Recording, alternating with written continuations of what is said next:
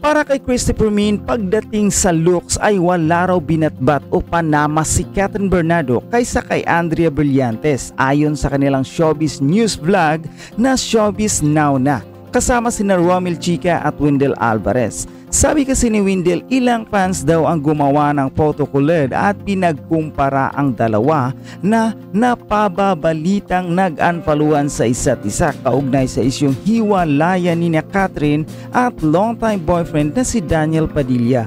Pagdating daw sa bubilya ay angat na angat si Andrea kaysa kay Catherine. Pahayag naman ni Christy, postura at postura, talagang may ilalaban yung Andrea. Wala talagang binatbat raw si Catherine.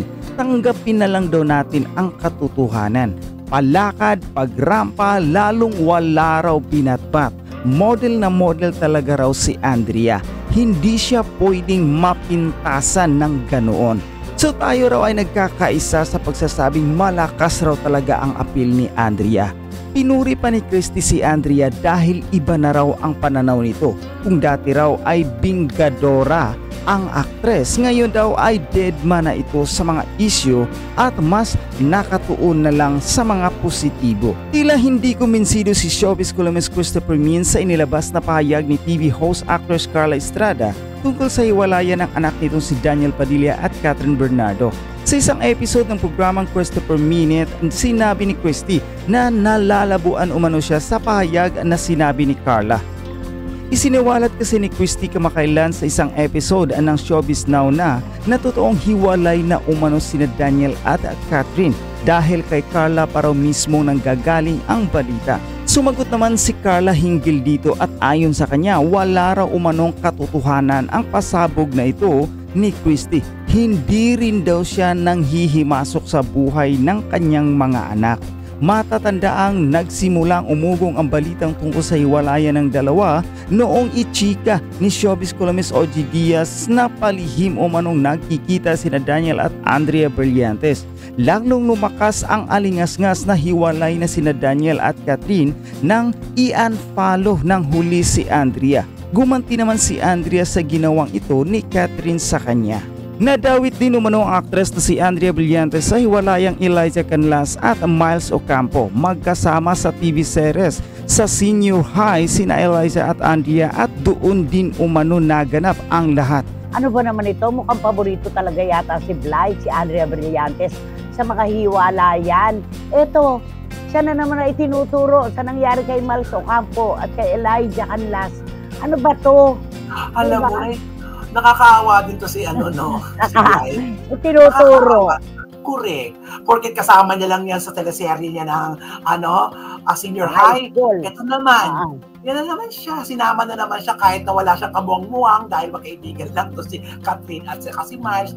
Pwede nang isama yung pangalan niya sa bagay, pagkasama ang pangalan niya, na pag-uusapan naman talaga ng bonggang-bongga. Nakakaawa lang na siya ay tinuturo samantalang wala pa namang resibo kung siya ba talaga yun ng gulo o third party sa mga nagkakahiwalay na relasyon. True. Masyado siyang paborito, di ba?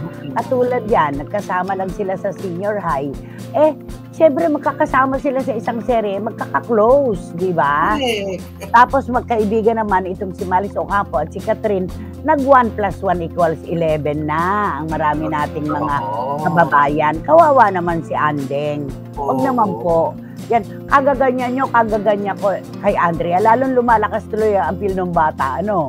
Totoo. Kasi lahat na lang, kasama siya. Ano to? Kailan siya hindi siya isasali? Ano to?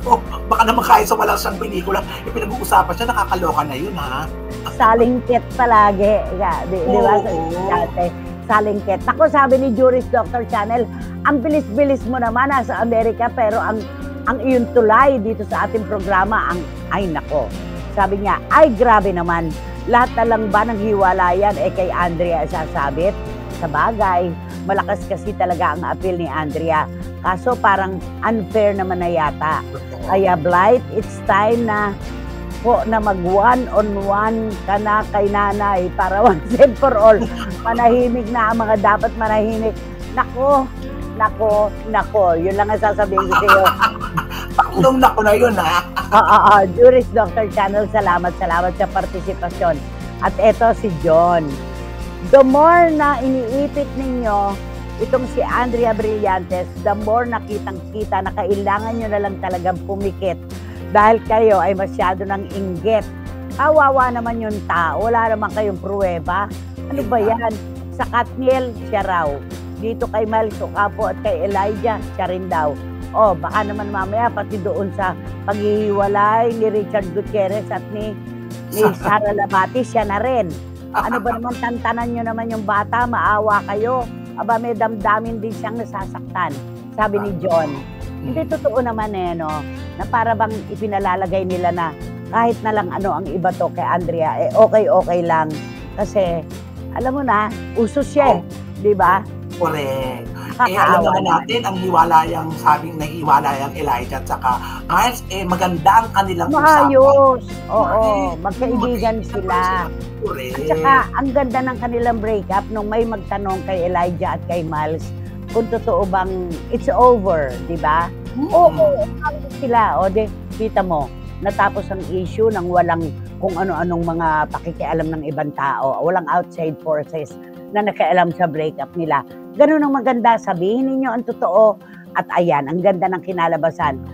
Suportado pa rin nila isa't isa at nagdaan sila sa ika nga ay madawag na lugar ng relasyon. Pero magkaibigan silang nagtapos. Pero hindi natin malilimutan na sa madidilim na bahagi ng kanilang buhay, sa personal nilang buhay, nagdaluhan itong dalawang ito, di ba? Oo, naman talaga. Oo. Ano naman masasabi mo sa Kim Chiu at si Yan Lim? Si Kim Chiu talaga ayaw niya magsalita. Amin na lang po yun. Pag sinabi mong amin na lang po yun, meron. May something. May tinatago, di ba? Anong masasabi natin? Kung sila nga, walang masabi, tayo pa ba?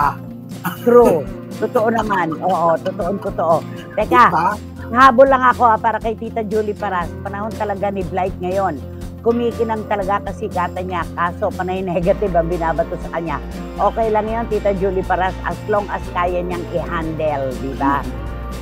Ayan. At nako, eto, si John nagbigay kagad ng reaksyon. Kim Chiu at si Yan Lim, hindi kayo kalakihang artista. Huwag naman kayong ganyan. Huwag niyong gawing manghuhula ang mga tao. Magsabi na kayo kung ano ang totoo para hindi nagsasalimbayan ang mga komento tungkol sa hiwalayan nyo. Please, magpakatotoo na kayo. Hindi na nga kayo pinaniwalaan nung una, hanggang ngayon ba naman break na kayo, hindi pa rin kayo paniniwalaan. John, alam na alam mo ang history. Di ba? Ano ba yan? Sabi naman ni Ching Bautista Silverio, good or bad publicity is still publicity. Good for Blight. Napag-uusapan siya at lalong sumisikat. Alam mo, itong kasabihan na to, ito ay laging gas-gas na to. Pero may katotohanan yun eh. Diba? Lalo na sa showbiz, wala nang overexposure ngayon. Ang nakakalimutan yung mga hindi na nakikita at hindi nararamdaman. Yun. Kaya kahit pa sabihin na negative itong nangyayari kay Blight, hala, pinag-uusapan. Di ba? Welcome, negativity. Lalo siyang pinag-uusapan. Di ba? Na wala naman siyang ginagawang effort. Totoo. Diba? Hindi ka naman makakapamili kung anong sasabihin ng mga tao sa'yo eh. Kaya, dahil nandito ka, tanggapin mo na lang kasi wala eh. Hindi mo naman mapipili yun eh. Kung masama, mabuti, wala. Dahil artista ka.